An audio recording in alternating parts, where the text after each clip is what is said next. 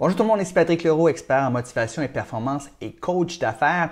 Aujourd'hui, je vais vous parler d'un sujet qui est assez important, mais qu'on ne parle pas beaucoup. Je vais vous parler d'amitié. Je vais vous parler particulièrement d'amitié entre hommes et je vais voir aussi la différence entre les amitiés que les femmes ont entre elles.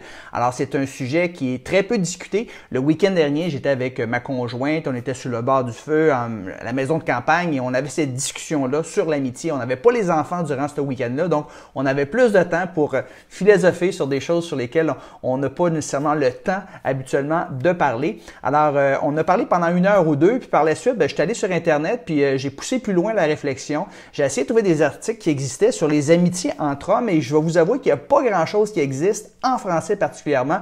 Quand vous tapez là, amitié entre hommes, souvent vous allez tomber sur des articles. Est-ce que c'est possible l'amitié entre hommes et femmes? Donc, c'est tout un autre sujet ici. Mais je vais vous parler d'amitié entre hommes. La différence qu'il peut y avoir entre l'amitié entre femmes également, parce que c'est important l'amitié, on dit que les psychologues disent que les gens qui ont des amis, ils vont vivre plus longtemps, plus heureux et plus en santé. Plus en santé juste du fait qu'un ami va dire « Hey, il me semble que tu as l'air à avoir X choses, X symptômes et ça va te porter à les consulter, te faire guérir et tu vas vivre plus vieux. » Donc, c'est très important l'amitié et ça change évidemment l'amitié. On n'a pas les mêmes genres d'amis dans la vingtaine, la quarantaine ou quand on a dépassé la soixantaine par exemple, ça va évoluer. Donc, je vais vous parler un peu de ça et ce que j'ai découvert un peu, ça a confirmé un peu ce que je pensais par rapport aux amitiés qui existent entre hommes. Souvent, un mot qui résume l'amitié entre hommes, c'est le mot action. C'est-à-dire que souvent, les hommes vont se faire des amis à travers des activités, des sports, des loisirs, des intérêts communs. Il faut qu'ils se rencontrent pour développer des amitiés, partager, oui, des sentiments, quoique les hommes vont jamais très profonds dans les sentiments qu'ils vont partager ensemble. Donc, ça prend des intérêts communs pour que des hommes puissent se rencontrer. C'est très rare qu'un homme va appeler un autre homme juste pour dire hey, « on va-tu prendre un café juste pour jaser de nos émotions ». Ça se fait pratiquement pas, alors que pour une femme, c'est très fréquent d'appeler sa copine, d'aller luncher, puis juste parler tout simplement de ses émotions. Alors qu'un homme, lui, ça prend une activité. Alors, ça va être, par exemple, une activité le golf, alors ils vont se rencontrer pour jouer au golf et il y a une amitié qui va se créer là. Ça peut être par exemple, dans mon cas, au hockey. On joue au hockey 1 fois par semaine, on va prendre une bière après la game de hockey puis on jase, on parle là. Ça peut être des intérêts communs par rapport au développement personnel. Ça peut être un club de lecture, ça peut être faire du volontariat qu'on appelle, du bénévolat.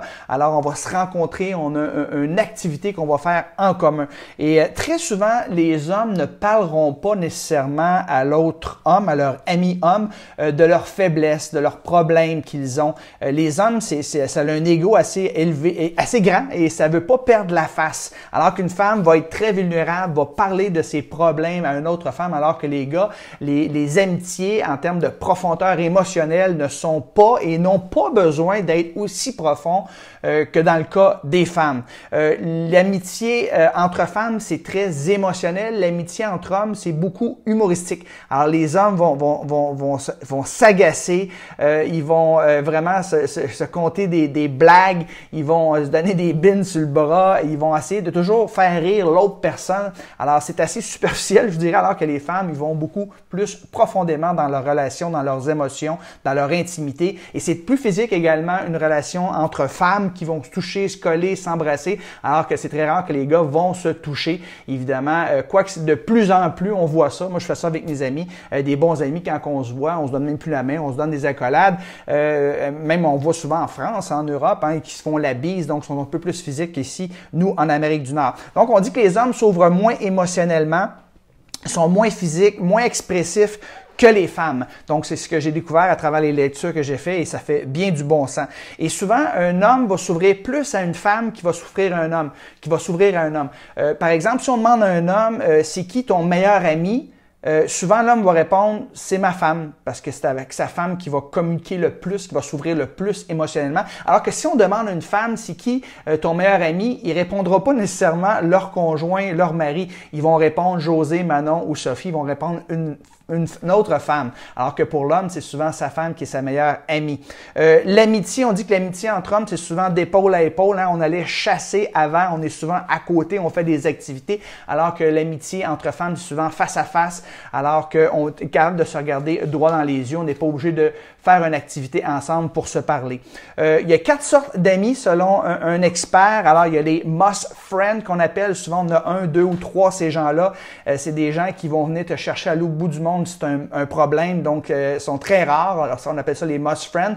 Une autre catégorie d'amis, c'est les trust friends. Alors, c'est des gens que tu ne vois pas nécessairement un à un, mais que tu vas voir souvent dans les occasions, puis t'aimes jaser, t'aimes parler avec cette personne-là. Tu as plusieurs choses en commun, tu as plusieurs valeurs en commun. Donc, c'est toujours agréable. Ça, c'est les trust friends. On leur fait confiance, ces gens-là, mais on se rencontre pas nécessairement souvent un à un.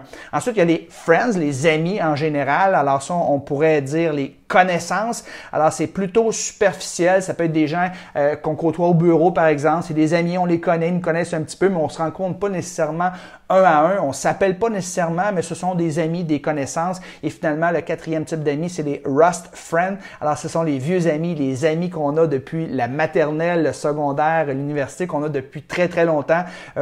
C'est juste qu'on s'est peut-être perdu de vue. On se revoit de temps en temps, peut-être sur une réunion à l'école des 30 ans de votre graduation, mais ce sont des vieux amis, des rust friends. Donc, les must friends, trust friends, les friends puis les rust friends. On dit également que l'amitié, souvent, va perdre un peu de son lustre lorsque les gens font une famille, que ce soit des hommes ou des femmes. Alors, entre 30 ans et 50 ans, là, dans la grosse période où on élève les enfants, évidemment, on a la carrière, on a les enfants, on est hyper occupé, on a moins de temps pour l'amitié. C'est tout à fait normal. Alors, souvent, le meilleur ami de l'homme devient sa femme. C'est avec lui qu'il va socialiser le plus parce qu'une fois qu'il travaille beaucoup et s'occupe de ses enfants, il reste pas beaucoup de temps pour voir ses amis. D'où l'importance des hommes d'avoir des rituels, puis j'y reviens tantôt, afin de provoquer les amitiés. On dit également que chez les 50, 60, 70 ans et plus, l'amitié redevient plus importante parce que là, les enfants sont partis. Alors, le couple se retrouve ensemble, puis on va se faire beaucoup d'amis de couple. Alors, l'amitié redevient très, très important. Comment se faire des amis pour ceux et celles qui écoutent? Alors, très important, si vous voulez faire des amis, il faut bouger, il faut s'impliquer, il faut aller dans des activités, il faut se déplacer, trouver des activités qui vous passionnent et joignez des organisations, que ce soit sport, charité, des congrès, des trucs là, qui vous passionnent, puis impliquez-vous. Il n'y a pas personne qui va venir cogner à la porte chez vous. Hey, veux-tu être mon ami? C'est souvent lors de ces activités-là qu'on va réussir à bâtir des amitiés. Évidemment, une fois que vous êtes impliqué et que vous avez des occasions pour rencontrer les gens, vous faire des amis, mon bon vieux Dale Carnegie qui disait l'importance de sourire, hein, toujours sourire. On est attiré magiquement par les gens qui sourient. L'importance d'écouter plus qu'on écoute, de poser des questions, de s'intéresser sincèrement aux autres. Vous agissez de la suite. Vous utilisez le nom de la personne le plus souvent possible. Vous complimentez l'autre personne. Alors, vous agissez ainsi et de toute évidence, vous allez vous faire des amis. Et si vous vous intéressez aux autres, bien, les autres vont s'intéresser à vous en retour. Et finalement, dernière chose que j'aimerais vous jaser, là, que j'ai lu à travers mes recherches par rapport à l'amitié, comment on va conserver des amitiés, particulièrement des amitiés de gars. Encore une fois, les gars vont se retrouver dans l'action. Il y a beaucoup d'amitiés qui sont circonstancielles, c'est-à-dire qu'on est des amis parce qu'on fait un sport ensemble, on cesse de faire un sport ensemble et souvent les amitiés se perdent parce qu'on n'a plus l'occasion de se rencontrer. Les gars vont se rencontrer souvent dans une activité, un sport commun où sont membres d'une même organisation puis ils ont à se rencontrer de façon régulière. Alors, comment conserver l'amitié? Messieurs, écoutez ça. Premièrement, on suggère d'avoir des buts communs. Alors, ça pourrait être une perte de poids. J'avais fait ça avec 2 amis il y a quelques temps. Après Noël, on avait pris un peu de poids. Alors, on avait dit, pendant les 3 prochains mois, on fait un concours. Celui qui perd le plus de poids. Alors, ça avait été très intéressant. D'ailleurs, c'est un autre truc aussi qu'on donne, c'est d'avoir une compétition.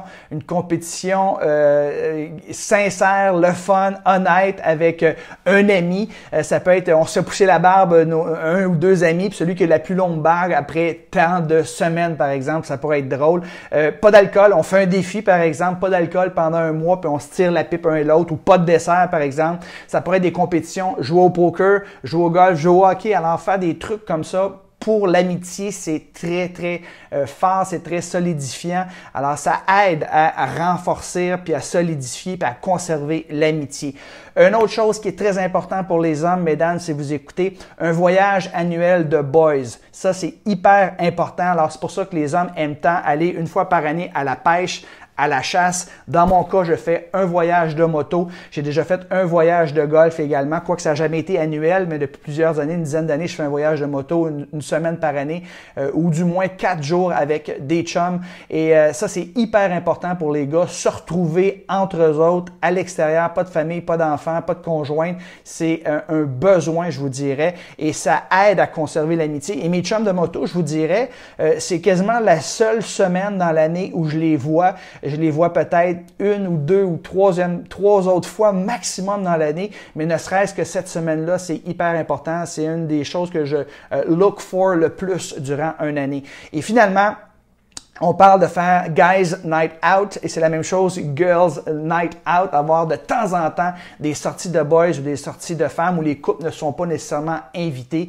juste pour enlever le stigme et parler de choses qu'on parle pas nécessairement. Il y a des choses qu'on va dire à des amis, des fois qu'on dira pas à notre conjoint, notre conjointe. Donc ça fait du bien et ça aide à entretenir l'amitié que vous pourriez avoir avec un autre homme. Donc c'était des choses que je voulais vous partager aujourd'hui. C'est ma réflexion par rapport à l'amitié. C'est hyper important. L'amitié, ça nous permet encore une fois de vivre plus longtemps, plus heureux et plus en santé. L'amitié, elle est différente entre un homme et une femme. Il s'agit de la comprendre. Et si vous êtes un homme, mais réalisez que c'est surtout à travers vos activités, vos sports et vos loisirs que vous allez trouver des amis. Donc, vous devez provoquer les choses. Une des choses que je fais depuis plusieurs années, j'organise des soirées de poker chez moi. J'en fais à peu près 5 par année et on se retrouve, on est 8 boys et il se passe souvent, ma copine va me demander de quoi vous avez jasé hier. Je ne sais pas, on a juste eu du fun, on a parlé de tout et de rien, on a ri, on s'est amusé, les gars, c'est pas besoin d'aller hyper en profondeur.